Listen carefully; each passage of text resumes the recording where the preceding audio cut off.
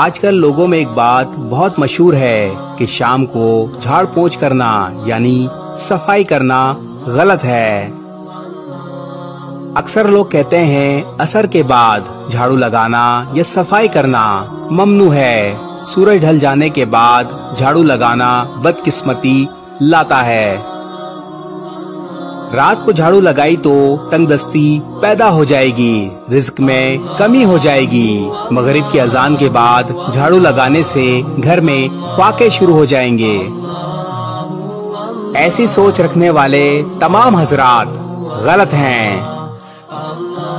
حدیث نبوی صلی اللہ علیہ وآلہ وسلم کا مفہوم ہے کہ صفائی نفس ایمان ہے، لہذا صبح ہو یا شام، رات ہو یا دن، ہر وقت جب صفائی کی ضرورت پڑے تو صفائی کرنی چاہیے۔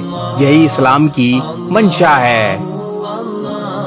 اللہ ہم سب کو غلط اسلامی عقائد سے بچائے اور ہمیں ہدایت عطا فرمائے کہ ہم اپنی اگلی نسلوں تک ایسے عقائد نہ پہنچائیں۔ اس ویڈیو کو شیئر ضرور کریں، ہو سکتا ہے آپ کے ایک شیئر سے یہ بات کسی کے دل میں اتر جائے۔